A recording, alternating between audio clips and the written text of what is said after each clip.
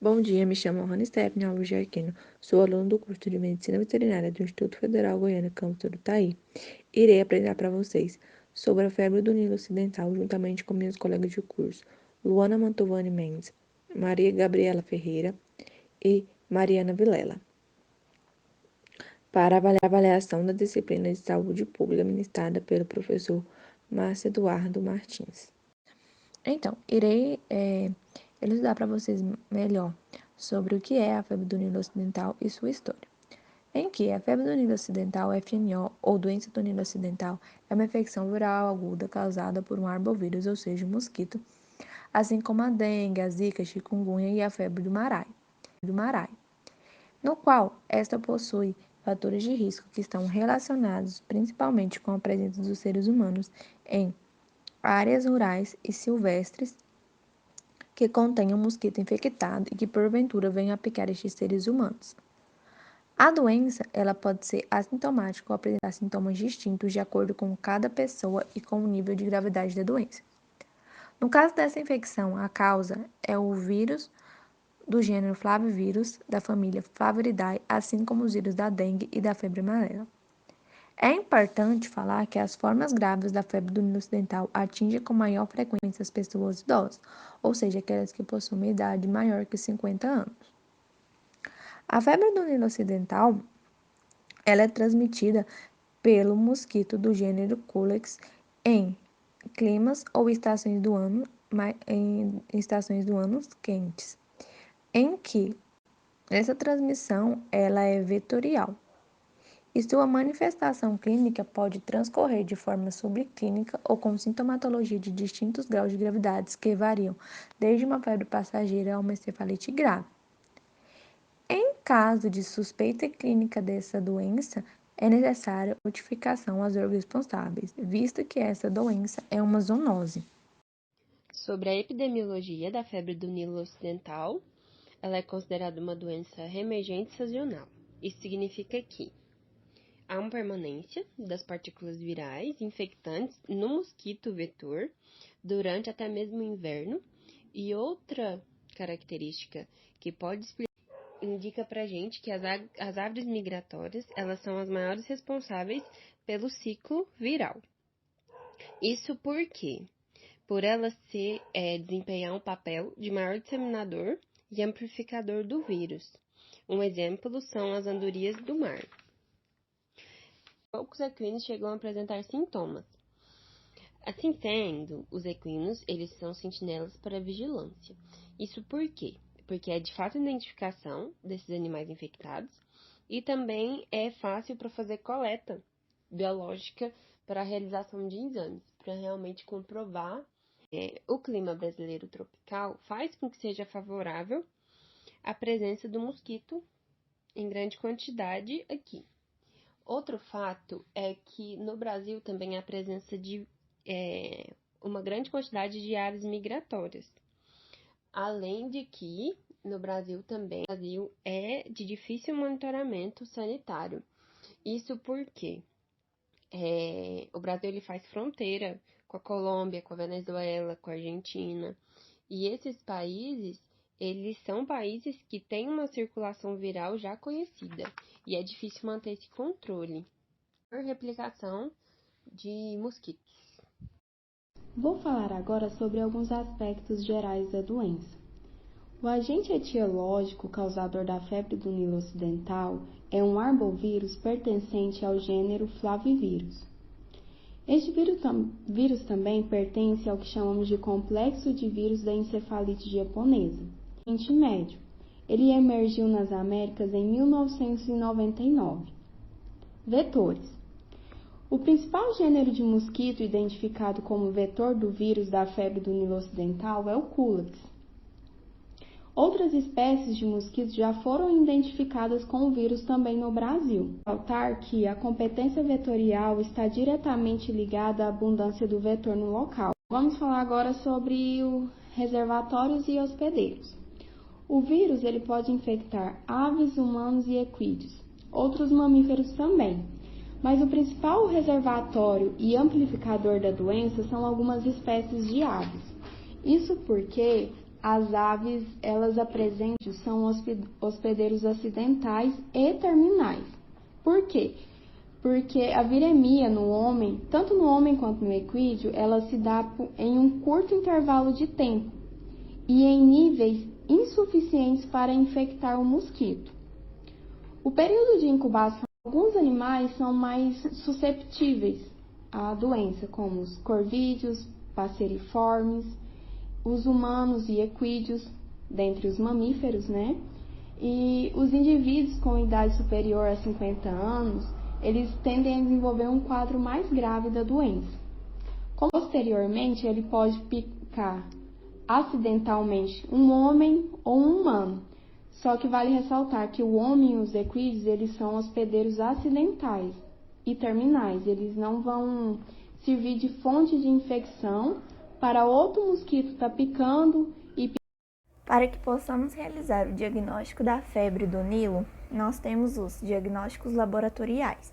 Dentre eles, o principal é a detecção de anticorpos IgM, que IgM é uma molécula formada no corpo logo após o primeiro contato com a doença, com a infecção. E para realizar o soro deve ser coletado entre o 8º e o 14º dia após o início dos sintomas, que seria o período de incubação da doença. Temos também o teste ELISA, que é um teste sorológico imunoenzimático que se baseia nas reações de antígeno e anticorpo. A presença do antígeno ou do anticorpo ela é revelada pela produção de cor com adição de um substrato de enzima e substância cromógena. Esse teste ele deve ser realizado com líquido cefalorraquidiano após o 8º dia a partir do início dos sintomas. Porém, em pacientes vacinados contra a febre amarela, por exemplo, ou infectados com outro flavivírus, tipo a dengue, a zika, o St. Louis, chikungunya, eles podem apresentar uma reação cruzada, e então o resultado IgM ELISA será positivo, porém um falso positivo para a febre do Nilo. Temos também outros testes que são menos utilizados, porém ainda assim podem nos ajudar no diagnóstico da doença. Entre eles temos a inibição da hemaglutinação, a proteína C reativa, que é o PCR, o isolamento viral, o histopatológico seguido de uma imunohistoquímica. Dentre os casos graves dos recentes surtos de febre do Nilo, observou-se que a contagem leucocitária ela apresenta-se geralmente normal ou elevada e também pode ocorrer linfocitopenia e anemia. O exame do líquido cefalorraquidiano mostra uma elevação do número de leucócitos e do número de proteínas e a glicose apresenta-se normal. A tomografia computadorizada do cérebro apresenta geralmente normal, porém a imagem por ressonância magnética pode apresentar um aumento das leptomeninges e ou da área periventricular, além de também alteração do sinal do parênquima. Para os diagnósticos diferenciais, nós temos as arboviroses, as doenças febris, meningoencefalite, encefalite, meningite e paralisia flácida aguda, que são doenças cujos sinais clínicos se assemelham e podem ser confundidas com a doença da febre do Nilo. Como dito inicialmente, essa doença possui manifestações clínicas da infecção subclínica ou manifestações graves, no qual pode variar de uma febre passageira até uma encefalite grave. E o vírus, ele atinge diferentes espécies, como as aves, os humanos, os cavalos e outros mamíferos.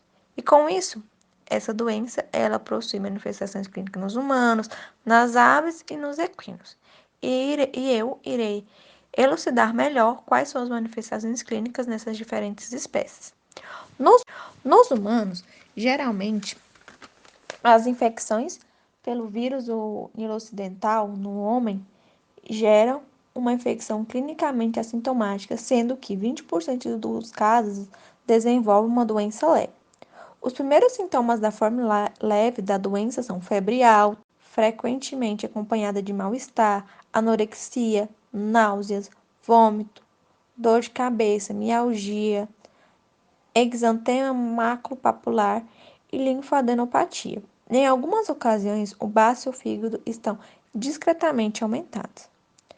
Porém, quando a infecção é grave, resulta em doença neurológica severa, cujo maior fator de risco é a idade avançada, em que cerca de 2/3 dos casos se caracterizam a encefalite e 1/3 pela meningite.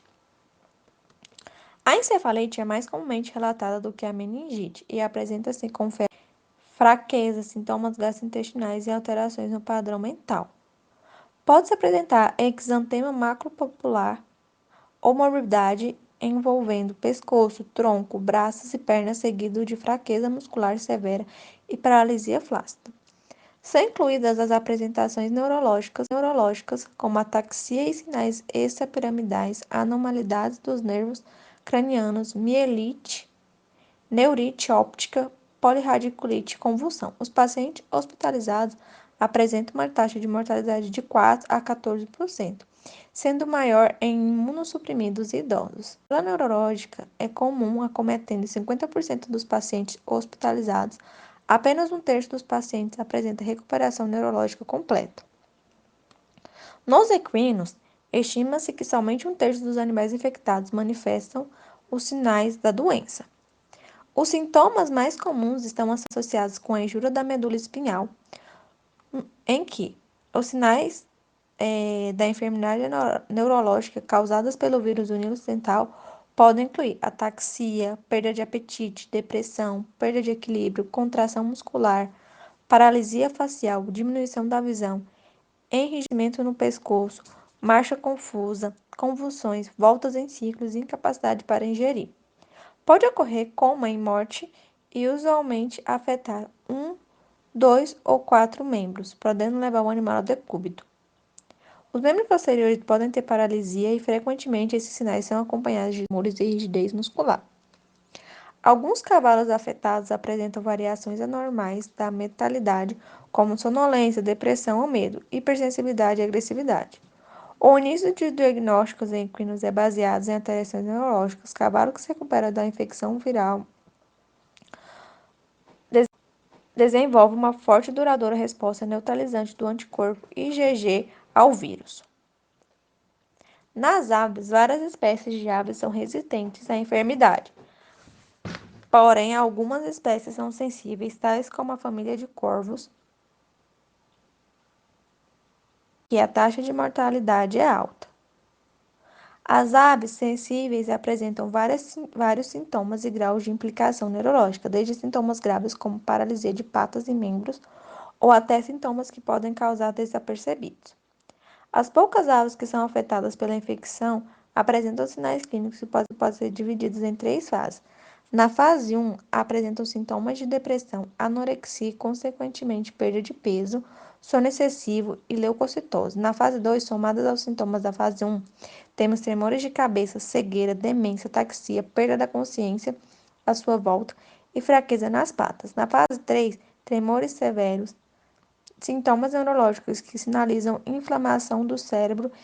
Não existe, até o momento, tratamento estabelecido para a encefalite do vírus do Nilo Ocidental. Algumas drogas antivirais já foram utilizadas, porém nenhuma com eficácia comprovada. O tratamento proposto atualmente é o de suporte e sintomático. E não existem vacinas registradas. Vacinas experimentais estão em fase de desenvolvimento, no qual o tratamento, como eu disse, é sintomático para redução da febre e outros sintomas. Para casos leves, como eu disse, analgésicos podem ser dar aliviadores de cabeça e dores musculares. E não é indicado que se consuma nenhum tipo de medicamento sem a devida orientação médica. É importante que você tenha cuidado ao administrar aspirina, pois os componentes podem provocar hemorragia e agravar o quadro de saúde da pessoa. Nos casos leves, a gente pode fazer o tratamento apenas sintomático, e nesses casos não há o envolvimento do sistema nervoso central. E com isso, o paciente ele pode ficar sob hospitalização, em que deve permanecer em repouso, com reposição de líquidos quando indicado ou não, e também, como eu disse inicialmente, pode fazer o uso de analgésicos. Caso grave, com envolvimento do sistema nervoso central, o paciente deve ser atendido em uma unidade de terapia intensiva, UTI, com o intuito de reduzir as complicações e o risco de óbito. O tratamento, como eu disse, recomendado é o sintomático de suporte, no qual este envolve hospitalização, reposição intravenosa de fluidos, suporte respiratório e prevenção de infecções secundárias. As complicações da doença, elas ocorrem quando essa não é tratada corretamente. E em casos onde os pacientes idosos e com sistema imunológicos comprometidos são afetados por essa doença. Sobre o controle da doença, a maneira mais efetiva de fazer o controle da doença é fazer o controle do mosquito, fazer o controle do vetor. Para fazer esse controle, algumas atitudes simples podem ser feitas, como eliminar todas as fontes de criadouro, como a propagação do mosquito. Em relação à vigilância, a vigilância tem algumas condutas, como realizar inquéritos sorológicos em aves residentes e aves migratórias, que, como a gente viu anteriormente, são os principais responsáveis por essa transmissão. Também é feito o controle através dos equinos, de forma que, quando os equinos vêm a óbitos por suspeita de encefalite, é realizado necrópsia para ver se isola o vírus ou não.